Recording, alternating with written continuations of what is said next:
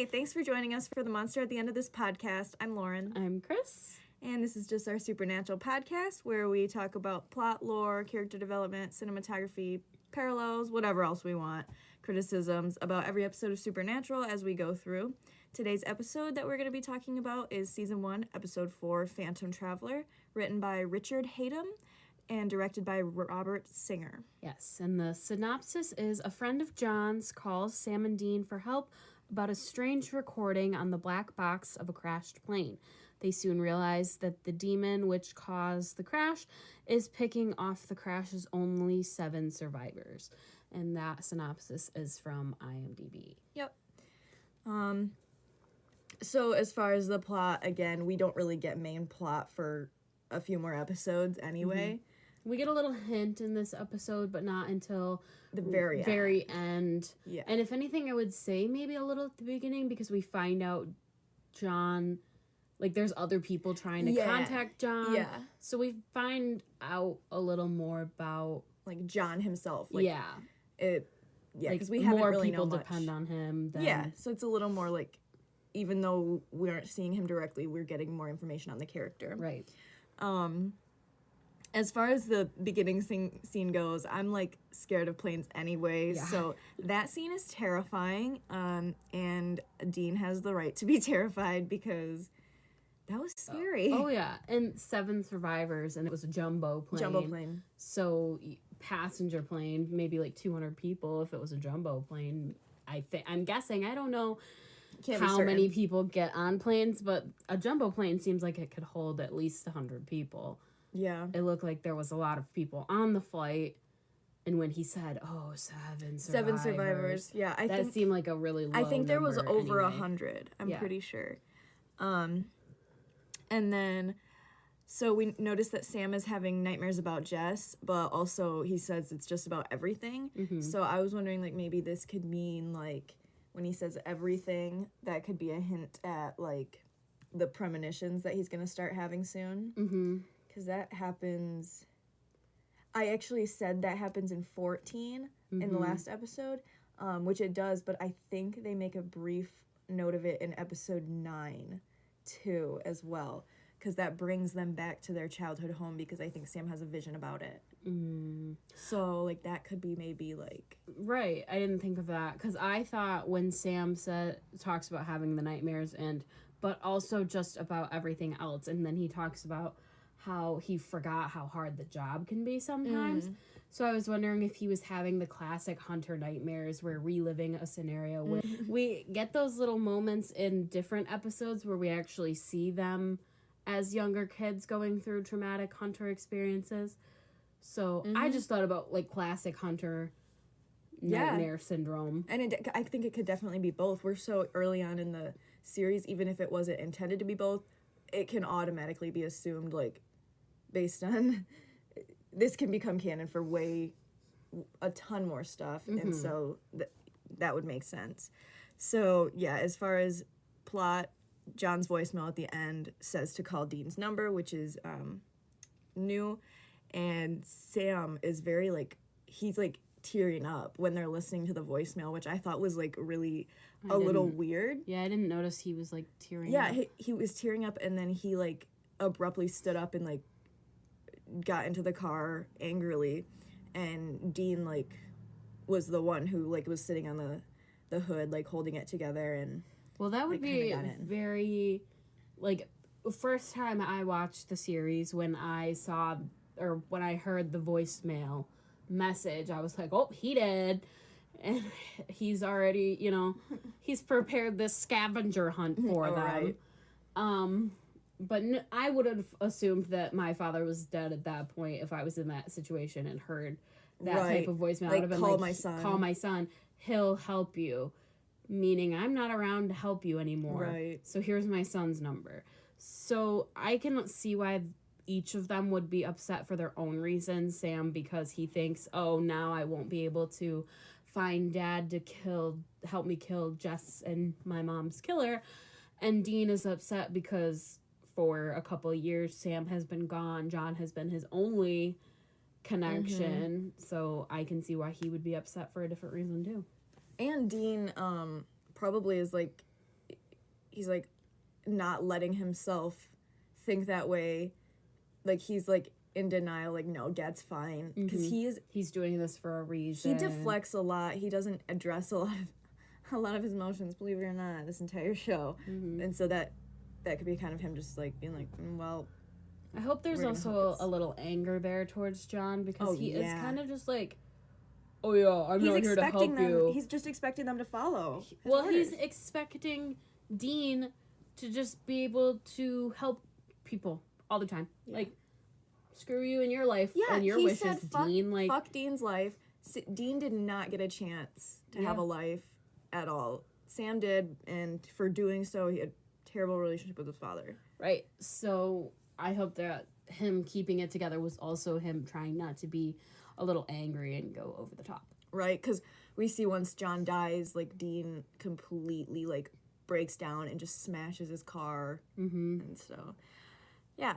So now moving on to lore. So first demon episode, we get information about demons, first of all.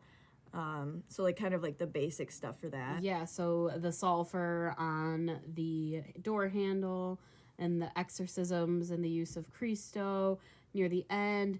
And then I also noted that we see inter-demon communication, because at the end when they are trying to exorcise the demon, it says, your girlfriend. So good impression. Thank you. So we see that this demon knows that something happened to Winchester's girlfriend. Yeah, Winchester's a big talk downstairs. Right. Of course. So we see that now, episode 4. Yeah. So it's going to be a big deal. Been Winchesters are a big deal. Winchesters are a big deal, and demons talk to each other and or hear news about the supernatural world on Earth. So you got to wonder early on, how does that happen? I mean, we know now, but yeah, it's really interesting. Like, did they know where they were leading this when they were thinking about this? Right. They probably didn't know? I'm sure they didn't know the extent, but they probably had a little bit of ways thought into it. Right. So we also get the first exorcism we see in this episode, and it's a lot longer than the one we're normally used to. This one has 2 separate sections. The first part actually manifests the demon. It expels it from the human vessel. But then it like makes it more powerful. Yeah, and immediately went into the plane. Yeah, it was like, screw you and your wishes. Exactly. Once it like yeah, we were gonna talk about that later, but let's just bring it up now. Yeah, it just how convenient to put Dean through a horrible experience. That the book was conveniently smacked out of his hand right after the demon was manifested. Yeah. And then instead of entered the plane. Instead of knowing that the demon would manifest and knew that it would be stronger and knew that it would take over the plane, maybe hold the book a little bit. Or maybe instead of staring at the man who is currently gasping because you know that the demon's gone, talking. Rush out to get the book that you know was kicked out of your hand. Yeah. So, yeah. So that was interesting. So I kind of wonder, I don't remember exactly when we start seeing that shorter exorcism. We'll have to make note of it when we do. But I think this one's really interesting, actually. It's cool. It's got 2 parts. We also see, as far as like the plane aspect of like demon possession, there is talk of a long history of spirits and death omens on planes and ships, like phantom travelers, which was briefly mentioned. And so there was also talk about research on demonic possession. It was present in all cultures, but in some Japanese beliefs, there was demons behind some of the natural and man-made disasters. So that was what they were kind of focusing in on for this case. Because it's such a broad topic. And I thought that was really interesting. Yeah, and I was thinking during that time, I wonder in this universe then, because we get later breaches into our universe too, like when President Trump is called out in the most recent season. So we get some canon crossover for our reality, what's actually going on for us. So I wonder if in this universe, how many phantom travelers actually caused incidents like that? Like the sink of the Edmund Fitzgerald or the Titanic. Like, yeah, if that is a real thing, yeah. Right. Or like, if you're to believe in that. But I mean, in that realm, if the Winchesters dug deep into the men of letters, maybe that's why that was such a big catastrophe in their universe. Like, that would be their explanation. That would be really Instead interesting. of us being like, yes, it was a disaster, they hit an iceberg, horrible, but in their universe they would be like, yes, that's what happened, but a demon caused that. Well, and that brings up in season 11, episode 14, the vessel that Dean is sent to that ship in, I think, World War II, the French, like, with the French lady, French woman. Yeah. And so they kind of use that, and they use the hand of God. They make that historical event, like, put a twist on it to make it their own. And I thought that was awesome. And they do that a couple of times. Mm-hmm. So, yeah, that would have been really interesting to delve in a little deeper into, like, Phantom Travelers. That would have been cool to include. Thanks a lot. Supernatural. Sorry. And now into character development. Woohoo! So right away at the very beginning, we see how untrustworthy Dean is with, like, the knife under his pillow. And he was automatically reaching for it when he heard the door open. Yep. Yeah. And we see that in other episodes as well. Yeah. Jack sees that firsthand. But I mean, that's something Tombstone. that he carries even from season 1. So we can look at his character development throughout the season. He still does that. It's but I really wonder sad. if we will be able to see a reason change. Right now it's been because he's with John alone. He doesn't even trust his own dad sometimes because he knows his dad can get really low. And Well, I think later it's more for, like, protecting the people he cares about. right, 100%. So I'm hoping we can see that transition because we are aware that it continues. Now that the series is over, we are aware that it continues. So I'm hoping we can actually see the reason change a little. Right, yeah. With the more instances we see. Because I don't know if it's just those 2 direct. I'm sure that there's probably more. Yeah, that'll be interesting to see. And then we also see when they're talking about the nightmares, Dean says, tells Sam, like, you can't bring it home like that. And then Sam's like, it never keeps you up at night. You're never afraid. And that's just hilarious because Dean is such, like, a hypocrite about his emotions, like, when he ever makes statements about that, because he brings everything home. Oh, Dean is such a hypocrite, and we see it so much in this first season. Yeah. He's telling Sam to deal with his emotions. He's telling Sam to calm down, and we'll get done. We'll get through this. We got this. Yeah. What the heck, Dean? That's, yeah. You should be talking to a mirror half the time. Yeah. And we get that later in the series. We see that Jerry makes a statement that John is really proud of Sam and that he talked about him all the time. Yeah. So I think that was really nice for Sam to hear, and, like, maybe a little surprise. He's looked, like, really surprised. Well, yeah, I think he was really surprised. I couldn't really gauge Dean's reaction. I couldn't tell if Dean was, like, cocky about it. I think he was kind of like, see, Sam? Like, he does like you. Yeah, my personal bias is I don't like John Winchester. Oh, I hate him. Right, so it's hard for me to be like, oh, yeah, Sam, he really does care about you. He does because he's their dad. I mean, he's their father, cares of course. about them. We see, like, in this episode that Dean, with the witnesses, he's all, like, unsympathetic and brash towards them, and they don't really want to talk to him, and then Sam's just, like, bats his eyelashes and does the puppy dog eyes, and they're just like, Sam, I'm such a good boy. Right, and then they're automatically like, well, okay, I'll tell you. Yeah. It's like, okay, that's a little bit. Good cop, bad cop, good angel, bad angel. Yeah. What? That's not setting up for anything. Right.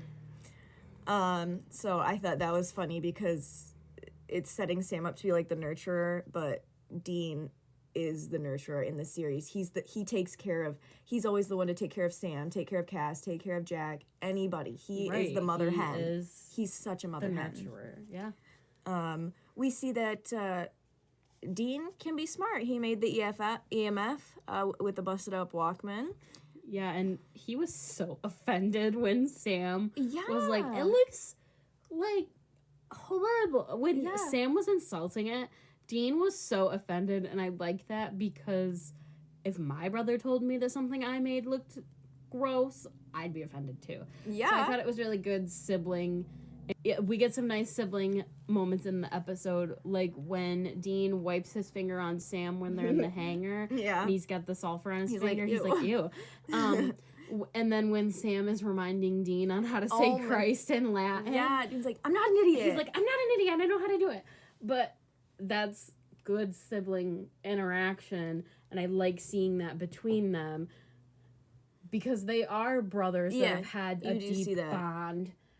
But it's nice to see them in a normal sibling situation instead of, let's go hunt and kill things, brother. Yeah, because they're just on a plane right now. Mm-hmm. So I did like seeing the EMF with the homemade EMF because it shows like while Sam like went to law school and he was great with the, like education stuff, Dean is really good with like engineering. He is the mechanic. He always fixes the car. He's really good at like jerry rigging stuff. Yeah, jerry rigging stuff. He's really good problem solver. And even though like Sam goes to college, it doesn't mean Dean isn't smart, and that like pisses me off that Sam kind of dismisses him like that because I bet Dean does feel like he's a grunt. He says that he doesn't think he amounts to anything, and like. He's so smart and he's so kind, and he just doesn't see that in himself, which is horrible. But I'm glad that we, as fans, see way early on how smart he is. Yeah. Even if he can't see it, we see it for him. Same with in Wendigo with the M&M trail. Yes, and we see that second episode. Yeah. That he was so smart to do that. Yeah, I really like that. Dean, you know, we get Dean's fear. Plain fear. Right away. Out of everything that Dean Winchester could be afraid of, because he knows what's out there, he is afraid of planes. Which I also thought was so weird because why did Chuck was just like, add depth to this character. What is he going to be afraid of? Planes. Yeah, you need to make their characters believable. Right, and he did. He gave them fears. He gave them lights. Gave them flaws. Right, he gave them flaws, and we see those flaws way more exemplified when God leaves them. Oh, yeah. And they become regular humans. Oh, yeah, we get the... lactose intolerant Dean. Oh, yes, we love that. But yeah, we get, basically it's the planes for Dean and clowns for Sam, and those are just to make them a little more human. But we see that Dean, regardless of his intense fear of planes, even though after all he's trying to do when Sam, like... just mentions doing it by himself. Dean's like, Dean's like, no. He's like, no, you're not doing it by yourself. Absolutely not. Dean would rather face a fear that he has been avoiding for 22 years. Yeah. Just because his brother was like, oh, I can do it alone. He's like absolutely not. Absolutely not. No, we're going to do this now. Right. And he's like, all right, I got to go. I love that. Yeah, I really like that because you can see so early on, like, how much Dean sacrifices for Sam, even just in like little ways, because he really does. He's sacrificed his entire life for Sam. So I also just really like that little moment of Dean humming Metallica to calm himself down. I just thought that's cute. A cute little too. Yeah, I thought it was sweet. Yeah. Cinematography. Yeah. I thought first off, amazing sound transition.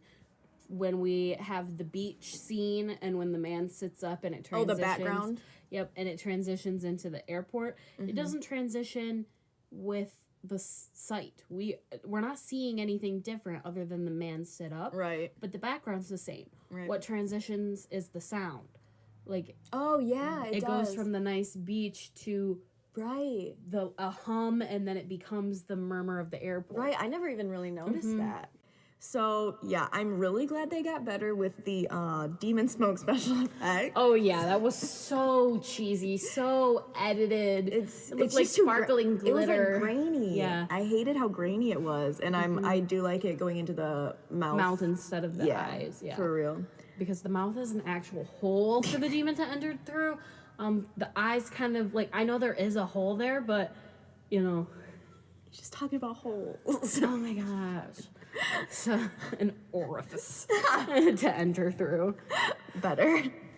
Also, not best effects of the plane falling out of the sky. Love the lightning strikes. Very dramatic. Not my favorite. Very dramatic, very real, very real. Those were real lightning strikes. Oh, yeah. I don't know if you knew that, but all of that was real. That was real footage. Not heavily edited. Found footage. At all. Found footage. We're a little bit tipsy for this episode. So yeah, I mean, we might as well just go into questions, criticisms now, because we're done with cinematography. Not my favorite as far as cinematography goes. But yeah, when Dean is getting really annoyed at Sam with that calm-ass voice, I 100% agree. I want to punch Sam in the face when he's talking like, you need to calm down, like treating him like you're freaking four. Yeah, that makes me even more angry. That would make me more anxious. Shut up. But I don't like. I hate getting babied when I'm like in a panic situation. I hate Dom Sam. Like I hate cocky Sam Winchester.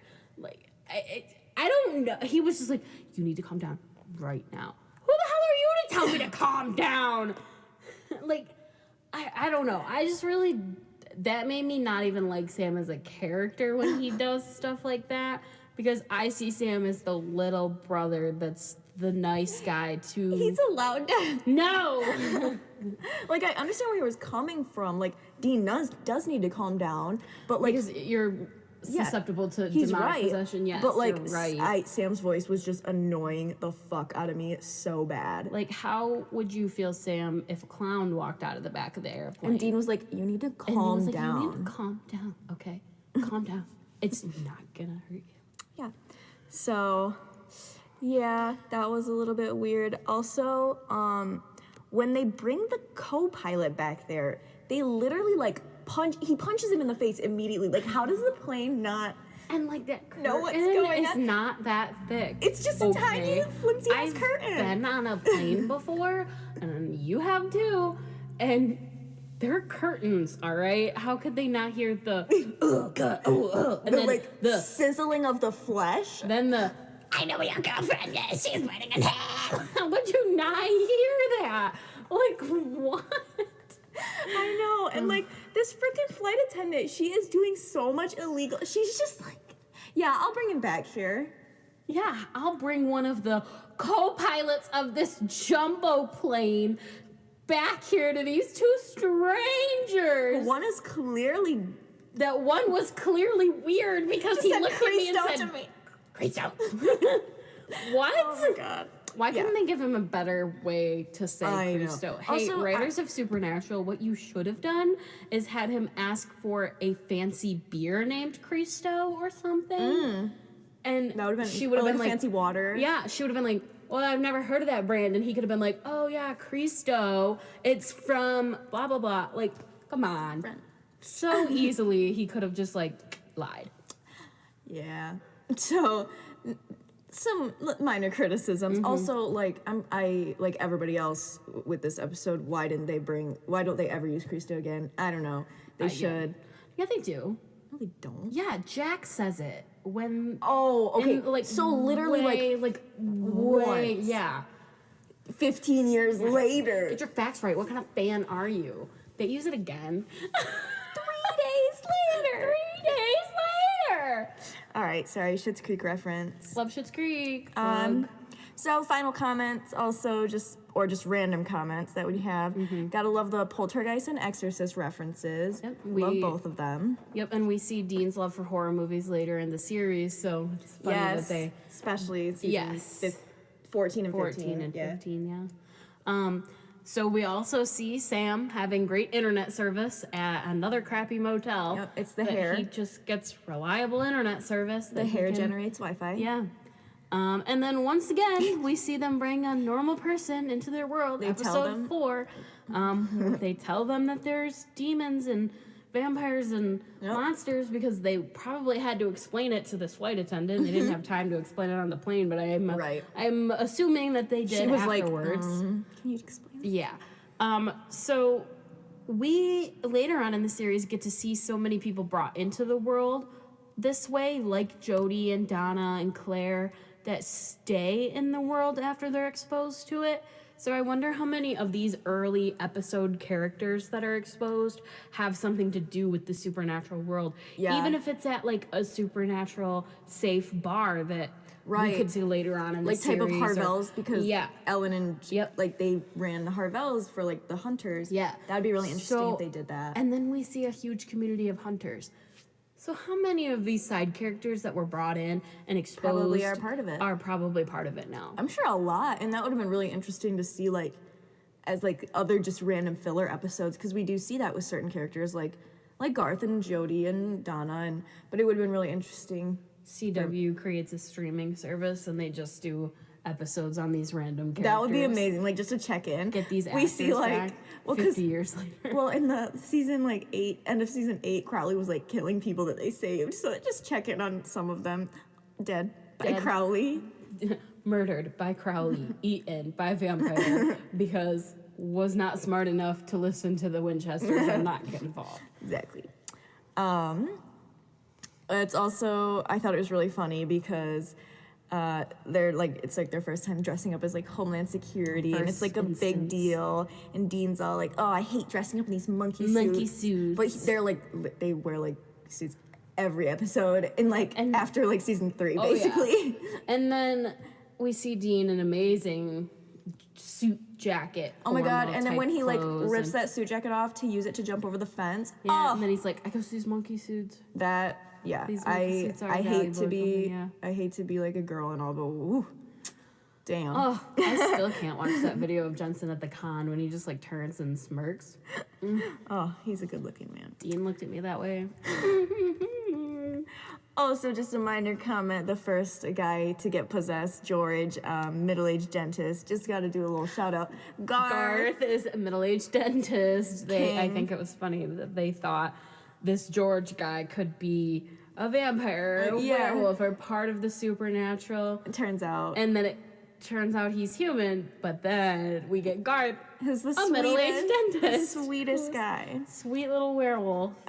Last comment, Dean's just facial expressions, amazing. Jensen, hilarious. Jensen. On the plane, that will always be just like some of the best facial journeys. Yeah, the best facial expressions from Jensen. I love Bravo. Any other comments? Nope. I'm ready to move on into grade. Okay. I would probably give this one probably like a B+, because I really did like it, but I also thought like I had a lot of criticisms like about some of the like lore stuff, and like that they don't really bring it back, and some of the cinematography wasn't my favorite, but I did like a lot of the like character development stuff. Yeah. But I didn't think it was anything like really incredible. I would actually give it a B. The only real thing that I did like in this episode was the Dean detail and the little hint near the end when we got back towards plot.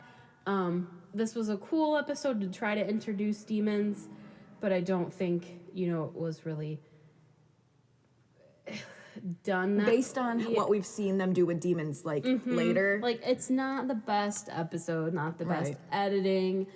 Yeah, I mean, it's 2005. We'll give them a little bit of a pass. Right, not the best acting from some of the side characters. So I would just go with a B because solid B, though. It was a solid B. Yeah. Because they do have really good character development, and they do good lore. Start introducing a lot of good lore that we lead into. And there's those little sibling moments I talked about. Oh, yeah. Those are great. Get it to go high, too. For sure. All right, then. We will see you next time for Bloody Mary, episode 5. Bye. Bye.